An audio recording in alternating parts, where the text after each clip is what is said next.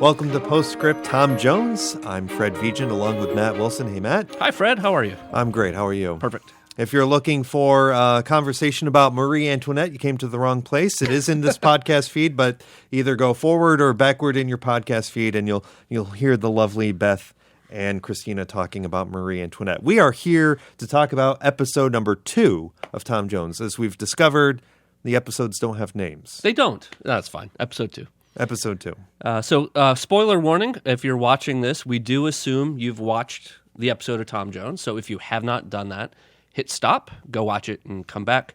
Second spoiler warning, put your kids to bed before you watch this one. Oh, boy, yeah. PBS, how about it? Well, you know, it's thoughtful, tasteful. I don't know. I mean, it's not. Anyway. It's not that bad. Yeah. All right, episode 2. Episode 2. Where to start? What a well, mess. let's start with the end. We end up in London. We do. They end up in London. So it seems like a pivotal scene change in this story. You know, episode 1, we spent the whole time in the beautiful countryside. And the one thing that jumped out to me in the scenes at the end is that London, it was kind of portrayed as this kind of like dark, kind of dismal place.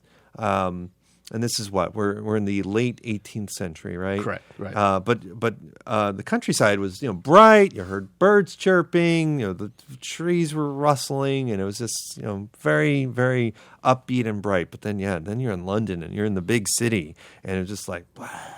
Yeah, I think that's consciously probably decided on two fronts. One is to show that they are in a different place now. They're not out in the safety, comfort of the fancy manors and Paradise Hall or whatever. They are in a different place that is a little bit scary, especially to Sophia, I think. And secondly, it's probably true of what life in London looked like back then. True. And maybe even today, go to any major city, you're going to find areas that are nice and bright and clean and areas that are much more real. So, yeah, it felt right. It did. Okay. Yeah. Their dresses were muddier, little subtle things that definitely look like they've been altered by the travel, by the process to some degree. But they are definitely not in Kansas anymore. That's right. So why are we in London? How did we get there? Well, the whole episode was about that trip to London, or what prompted it. So, well, I'll briefly. I mean, we don't need to talk about this for too long, but we start the episode with this just awkward moment between Blifil and Sophia. Obviously, Sophia's not interested. Right. No, I'm glad you mentioned this because I was going to do a call out. We beat mercilessly on Blifil, and we should. Right? Yes. He was a real pain in the neck in episode 1. The actor, though, James Wilbraham, fantastic. Yeah. Fantastic performance in that section. Oh, yeah. Just his physical discomfort, his awkwardness. There were very few words said for the first minute or so, but you could feel every moment of him trying to figure out, the tension, the clumsiness, her discomfort. I just thought that moment between the two of them actually made me laugh really hard. It was well done. It felt, it felt right. Yeah, it felt right. Well, it confirmed to me that he was almost doing this just to spite Tom. It wasn't at all because he's like, oh, well, she's a beautiful woman and smart and intelligent, right. and I'm rich, she's rich. Let's be rich together. It was just like, hey, I know you're really interested in him, and I'm going to, or her rather, right. And I'm going to spite you. Yeah, I think she actually analyzed him fairly well. At one point, she says, "I don't even think he loves me. Mm-hmm. He just hates Tom Jones." Exactly. Well, then that was what stuck out to me. Yeah. As Blifil's prime motivation, I think so far is anything that will allow me to beat on Tom Jones, I will do. So, and then. Tom, he's asked to leave. Yeah. Squire Western's really ticked off. Finally, seeing the line. Tom, of course, he was kind of clueless that there was a blossoming relationship prior, and goes and screams and yells at Allworthy about it, and Allworthy's like, I was surprised by this because up until now, although he would tell Tom how disappointed he was, I can't believe you did this. But in the end, he's like, you are still my son, or I treat you as my son. But this was the final straw. Yeah, maybe it just was. Maybe it's that simple that the the physical connection was enough for him to realize how bad this was. The two squires are interesting through here. It's a mix of just how clueless, like you said, Squire Western is, but how helpless Allworthy feels. I don't know if he's capitulating or kind of letting Blifil and Western decide, how this is going to work. He kind of lost his will to put up a fight for Sophia. We saw a little bit of that toward the end of episode 1. Yeah. But yeah, Tom definitely just crossed the line. And I think, Allworthy just did the math of, I hate this, but how much are you worth to me versus the damage you're causing, and decided it would be easier or better just to kick him loose. What do you make of his sister, though? Like, that was one thing. I noticed it a little bit in the first episode, but it really jumped out to me early on in this episode where Allworthy's sister, is that Bridget, I believe? That she... Yes. Yes. She really has compassion for Tom. Really loves, because there's a lot of talk about how he doesn't have a father, but he didn't have a mother raising him either, and she kind of filled that role, I presume. And but despite her son being the jerk that he is, she still would be. She really, I feel like, felt strongly for him, and actually, I don't know if it was a look of disgust, but you could definitely see maybe something in her head, a little bit of a conflict in her head when Allworthy was like, "I'm sorry, you gotta leave." Mm-hmm. It's like, I actually can't believe you're actually taking this effort. Definitely conflicted. Mm-hmm. We've seen different angles of her. I will again mention at the end of episode 1 where she tries to go to bat for Sophia and talks about the modern age and how it's more and more common for the kids to make their own choices. There was also a moment in episode 1 where she's talking to Blifil, trying to talk him down a bit. And it's a weird kind of pep talk, but it's about Tom. She's saying he basically has nothing, no money, no title. What have you to envy of Tom? I think she's playing Blifil a little bit, but definitely it is probably the best argument to try to make to an egotistical type person of like, why are you upset about this? You have everything that he doesn't, but you're still mad at him. And I think the answer was that Blifil knew that he didn't deserve those things. He wasn't earning them by any means. But anyway, in episode 2 here, definitely conflicted about it. Has a moment where she does try to reinforce the line, though. She says, our lives go wrong when we put our own selfish desires in front of everything. And that was straight to Tom right before he was finally banished. So I think she gets it. Obviously she didn't put up a strong fight to Allworthy, but yeah, she's not happy about any of it. Right? I think that feels reasonable. Yeah. Even Allworthy feels, his honorable need to send Tom away with something. Yeah. So that stack of money he left, and it looked like a lot of money. I have no idea how many pounds that was or whatever, but didn't last long. No, we'll get to that. But Tom even having that, I don't want your money. That response of that is not what I'm here for. But ultimately made a wise choice to at least take it, not to further insult his father, but also some practical. I may need this, knowing where I'm probably headed. So, not to go through the whole episode step by step, but Sophia. I keep saying Sophie. Sophia independently also was like, I'm out of here. I've had enough of this baloney. So just on the name alone, this is funny because some call her Sophia. Sophia, that's what I was usually thinking. The Western side. I've heard in the episodes some call her Sophia, and at times it is Sophie also. So I don't think you're wrong. Okay. I don't know what right is. Actress name also Sophia or Sophie. It's one of those kind of. But she bolts. My sense of Sophie in this episode is she feels really diminished from episode 1. People are locking her in rooms, against her will. She does take charge and sneak out overnight, convinces Honor to go with her. but kind of takes back seat to Honor as they travel. And I think that might be some wisdom. Honor feels much more comfortable and strong in some of these environments. Maybe to protect her a little bit? I think so, and that would be her role. Yeah. If she's kind of the handmaiden or I don't want to say servant, but we'll go with handmaiden, I guess, to Sophia, then her role is there as a kind of a guide and protector at times. But seems much more comfortable in some of the rowdier areas. In Upton, which is the town they stop in between the tavern and London, and also when they get to London, Honor becomes the problem solver at times. So it's good they have each other, I think. So where to next? Who do you want to talk about, or where do you want to go? So I want to pick on Black George a little bit.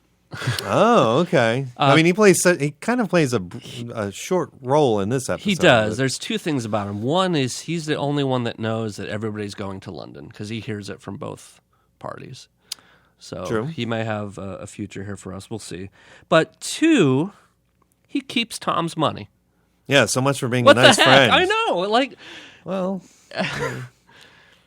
and he has a Tom went to bat for him, which really caused some of these challenges in the first That's episode. what bothers me. Yeah, I don't know, except, the situation with his daughter, I don't know of anything where Tom was outwardly antagonistic to Black George. It just seemed a weird turn.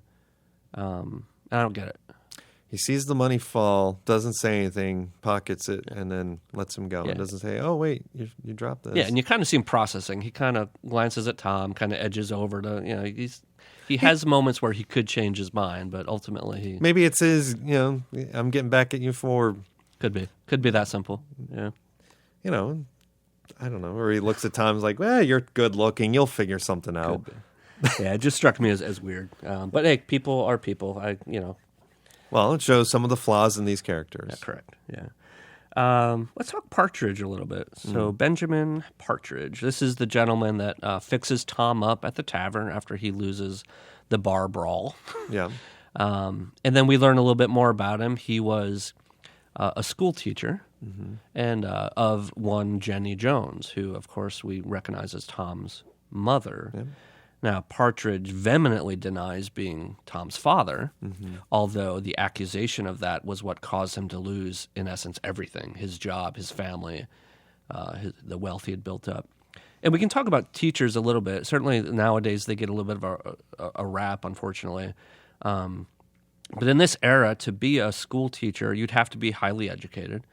And then your core audience, so to speak, would be other wealthy families that want their children also to be highly educated. So Partridge probably had a decent life before it all fell apart.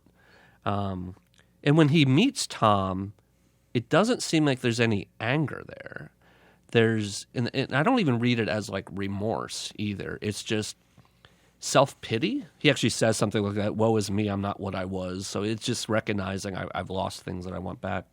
But my question for you is, he's denied being Tom's father. Yeah. Do we believe him? I don't believe him right now. If he were to show up again, he seems to disappear. He follows Tom partly on the way, from what I can tell, To Upton. to London. Yeah, yeah, to Upton. but right to Upton. But then I don't think we see him in London. well, they were walking in a field, and you see London off in the distance, and then from there we only see Tom. Right. Toward the end of the episode. So I'm not, so I don't know if we see him again, obviously, and maybe we'll find out. But yeah, right now I don't know. I've learned to not trust anyone in this show so far. Yeah. I don't know either. It seems he's consistent. Again, his demeanor is not remorse or sadness of his own actions. It's just sadness of what happened. So he's tough to read in that regard. He vouches for Tom often. He seems to like Tom. There's a couple of moments where he, whether it serves himself or not, but proclaims his, I guess, noble nature, gentleman nature, earned or not, but by birth into the family. So it seems like a good sidekick, maybe his version of Honor for a while, but we'll have to see where this goes. But yeah, interesting character. I'm not sure I believe him either, but we'll have to see how it plans out. So I guess we should also talk about Sergeant Major Patrick Fitzpatrick retired. That's quite a title, and he is quite a character. He shows up numerous times in this episode. Yeah. I don't get him either, especially. Producer Allie's here in the background. We may need to put up the Glenn Beck style whiteboard to trace through some of these connections and stuff, because Fitzpatrick shows up at the inn. Yep. I would call it an inn. Probably a tavern or pub would be better. Right. Randomly. And Tom initially is friendly with him. Right. You know, they start drinking together. Right. Fitzpatrick claims to know and have known Sophia, which causes the bar brawl. Yep. Tom then later encounters Fitzpatrick on the road with another woman. With a damsel in distress. Yes, damsel in distress. And then later, of course, the kicker is when we learn that Fitzpatrick is also the husband of one of Sophia's aunts in London. What a tangled web. I mean, I recognize this is all, fictional anyway, but it's like, what a small world this would have to be for all this to actually happen. Yeah, I think that's part of the farce of this show, which makes it kind of fun, is you keep seeing characters reappear in different ways, and you're trying to piece together what are the connections here, what is going on. I don't get Fitzpatrick at all. I think he likes to drink, and he likes to just cause trouble. Maybe it's that simple. And perhaps he is a retired sergeant, whatever. But he seems to be at in the upper class, nobility. So he has has access to stumble around and cause trouble and get away with it. Yeah. It seems like so far. Yeah, definitely. Maybe that survival instinct is what's kept him alive that long. Yes. Although it doesn't seem like a happy marriage, as we learned from Aunt Harriet in London, who warned Sophia, don't end up like me, like don't trust in love or a happy marriage. So they don't seem to quite have it all together either, but maybe that's true of everybody we'll meet in this story. Couple other folks we can talk about. So in Upton, we see an interesting dynamic with the innkeeper, Mrs. Flowers, and her employee, Susan. That's not her daughter? I just assumed it was. That's interesting. Okay. I don't know. I did not assume that, but maybe I missed something. Could be daughter, could be whatever. Yeah. But in here, I think we see some of the darker aspects of life in mid 18th century London. Definitely a bit of a discriminatory, perhaps racist streak in young Susan, unfortunately. Yeah. It's good to see other people beat that down. Mrs. Flowers, whether it was her business sense or not, definitely talks her out of that whenever possible. Partridge vouches for everybody. But it is a dose of cold water, of just what life was like, and hopefully it's different now, but I don't know how far we've come as a society, but it feels like we're hopefully going in the right direction. I don't know what to make of that. I doubt we'll see Susan again. I think it's just there as a reminder to us of what the two traveling young women are dealing with. Yeah. Right. Just to couch us back in their experience. Yeah, you really don't know what you're going to run into. Right. Which is, kind of in parallel what you would say to Tom. You don't know what you run into, and that's where we meet in Tom's second encounter with Patrick Fitzpatrick. I didn't catch her name. I have it as Mrs. Waters. Mrs. Waters. Yes. So she's a complicated individual as well. And this, in the whole connection with Tom, interaction with Tom, he fights off Fitzpatrick. They wander off to the inn in what is it, the Bird in Hand in Upton, and then stay the night together. And that brought back a quote that Biffle, so I'm going to pile on Biffle again on this, where he says to Tom Jones when they're like face to face each other, he says, "Your birth condemns you," and has that like raspy voice when he says it, just to be like, yeah, let me just stab you again with this.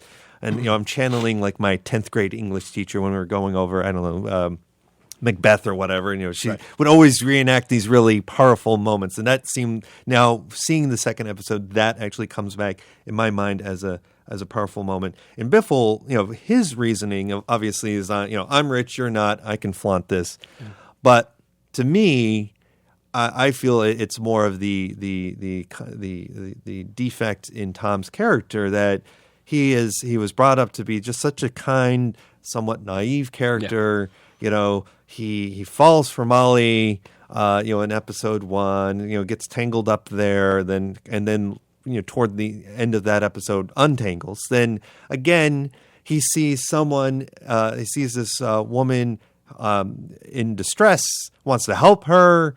Is able to kind of send Fitzpatrick on his way. And then she starts flirting with him, and I'm sure he's trying to get over Sophia anyway, but kind of gets tangled probably in more than maybe he initially wanted with this woman. Yeah. I don't know if he knew what he was getting into. I don't even like. I hesitate to insult a fictional character. We're led to imply, based on Mrs. Waters' reaction to her, that she might be like a prostitute or something. But there's never a proposition of money or anything. No. Maybe she's just an active woman, and they recognize that maybe they knew her or something. It's hard to say, but the innkeeper had a negative reaction. Correct. To her. Yeah. Wanted to kick her out immediately. Yeah. So either knew her or knew of her. Right. But again, Tom kind of came to her defense, not fully understanding everything, and then Partridge came to Tom's defense. So they ended up staying, of course. But it seems like her purpose is to try to, from a narrative sense, try to get Tom to move on. Mm-hmm. She does seduce him, as she says, I don't have to try very hard, did I? And then in the morning then, or later that night, just kind of whispers to him about how he will quickly forget about Sophia. You've already forgotten about her. And maybe that feels true, although as we know, Sophia and Honor were literally in the next room. Yep. And the next morning then, people start to piece it all together. And this is where Partridge connects with Sophia and Honor, and then our friend Susan from the inn kind of dishes everything, puts the names into play, and things go crazy from here. Sophia, I think, seems very disappointed and frustrated finally, decides, forget this, I'm just going to London, we'll start over. So they pack up quickly and go. Tom has a telling reaction, defends himself and his actions by saying, I had just assumed it was done. Right. I thought she'd done with me. I thought I was done with her. There was no future there. So in that moment of weakness or whatever, he went a different path. But seeing that ray of hope again quickly, I think, probably recommits in his mind and heart back to Sophia, then heads off after her, which is a sign of his intentions. So. Although it remains to be seen if she's going to get over that. Right. This might be the straw that, in London now with other opportunities. And then there's one character I guess this leads into that we haven't really talked about yet, and that is Lady Bellaston, who we finally meet. I know. What a build-up. Yes. She shows up right at the end of the episode, and it's this dramatic moment in the episode, and then cut the black. Yes. Time for the credits. Yeah. So a highly casted character. You might recognize the actress from Ted Lasso. Thank you, Ted Lasso, of course. You don't waste someone like that on a small character. So we're really curious to see what happens in episode 3 with her.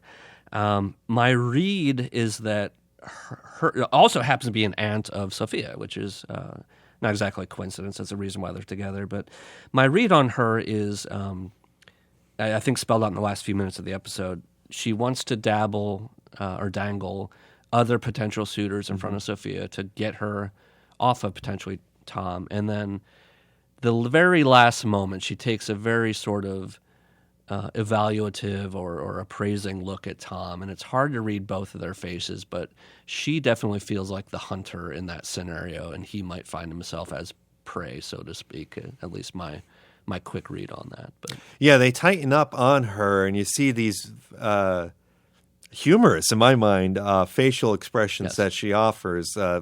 Whoever was walking her in, she gives this like, get out of my way, right. Look, which is kind of funny. And then she she nods to her sister, and then looks over to Tom and like, Yep. And then it's a toe-to-head kind of scan. She's taking it all in. This could be interesting. Yeah. And I don't know if because she knows the connection to Sophia, so she sees this as a challenge, like maybe I can win you away from her, or maybe it's just somebody new in town. Who knows? But there's great voiceover again toward the end here. This is again Sophia's voice. But if I'd known Tom was already in London, if I'd known he was looking for me, would I have fallen into his arms? No, actually, I would not. I meant to flee from trouble, not run straight into it. But we are in London now, and soon to learn that nobody can be trusted, not even aunts. In London, where a woman could lose her freedom and a man could lose his soul. So a bit of foreshadowing there. I think things are going to continue to be interesting. So I really liked the first episode, but this episode 2 really tops it. Yeah, it's getting interesting now. Well, it was always interesting. It's getting crazy, let's say. Yeah, just the tangled web that all these characters are in. One other observation I have is Squire Western goes to his front door and shouts Sophia, and that was it. Like, he's not sending the dogs out looking for her. I wonder because the dogs show up. Yeah, getting on his horse. I mean, He's not sending out a search team. Not that we know. Well, he really gets over that pretty quickly then. Yeah. We'll see. We'll see what happens. So I'd like to do something. I'd like to introduce a recurring segment to our short run podcast. It's always great to introduce a new segment in episode 2, but that's fine. We're going to call this Scoundrel of the Week. So we have to sort of debate or propose who we think the worst person in the episode is. And let's backtrack to episode 1 just to warm up a little bit. Scoundrel of the Week for episode 1. Well, I guess the easy answer would just be to say Biffle. Younger or older? Actually, older. I would say Biffle. older because his attitude, carries right into his son, and they barely, he doesn't raise him, right? He dies at his son's early age, but his contempt for Tom Jones. I mean, we meet him and he's saying how the talk across the county, right? And I suggest you beat and do away with this boy, and Squire Allworthy is like, no, I'm not gonna do that. So he's the scoundrel. Yeah. I think I'd go with that. You made a really interesting point. Like, Elder Bliffle dies so early in younger Bliffle's life. Like, they're not toddlers at that point, but they aren't. Like, I don't even know how much he would remember of his dad. Right. So it's sort of, where did Bliffle's attitudes come from? It doesn't feel like it would have been taught by Allworthy or Aunt Bridget. Yeah, his mom didn't seem to. Yeah, so in a nature-nurture kind of model, it just feels like there was something in his nature that just embedded this sort of buffoonery, But yeah, I'd vote for either Bliffle from episode 1, but I'll go with you on the Elder Bliffle. I think he should have known better. Yeah, and since he had such a brief role, we'll give him a little love. Right. If that's the right word for it. So moving on to episode 2, I feel like we have some options here. We do. There are a few scoundrels. Bliffle again comes to mind. There's a moment where he could have let Sophia off the hook, because I think Allworthy asks him, do you really want to pursue this, given that in a way she betrayed your honor or such? And Bliffle goes into some BS about, we'll teach my wife the ways of, the error of her ways or her sins or whatever. And oh dear, Squire Western's face gets all scrunched up, like, no, I don't know what. I don't think anybody knew what was going on, but it seems like the easy answer to go with Bliffle again. We talked about Black George a little bit and his sort of backstabbing kind of thing. Yeah, maybe Susan at the inn. Maybe Fitzpatrick with all of his kind of nonsense. I feel like he's the easy answer because he shows up 3 times, almost comedic. Like it was almost like, of course you're related. You're married to one of Sophia's aunts. That makes perfect sense now. I mean, why would such a strong character as he just vanish? This is just some way in passing we encounter. Yeah. So. I'll give an honorable mention, I think, to Tom Jones himself, Mr. Self-Control, perhaps, in this episode. Right, because and Molly told him, maybe exercise a little self-control next time. Molly was great. It didn't last long. I'll give because it's just try to keep it in your trousers, I think was the passing quote. Honor describes Tom as someone who would take advantage of a hole in the carpet, which is not a great sort of compliment either. But I'm with you. I think Fitzpatrick, because in every time we see him, he's causing trouble for somebody. Right. First Tom, and then Mrs. Waters or Mrs. Flowers, and then finally Sophia's other aunt in London finally. So seems like a character we'll be stuck with for a little while longer. We'll see what plays out there. So. But yeah, I would agree on the honorable mention about Susan. If she'd kept her trap shut, it wouldn't. Sophia and Honor wouldn't know about Tom's indiscretions right next door to them.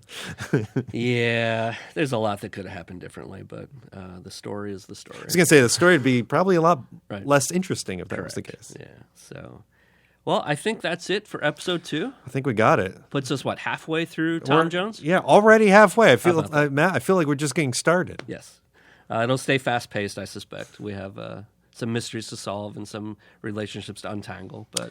Yeah, well, I'm looking forward to meeting more or learning more about Lady Bellaston. So. Yep, same. We'll see how that plays out, and hopefully you are all as well. Thanks for hanging out with us. Mm-hmm. For more of us and other Postscript episodes, you can always visit witf.org/postscript.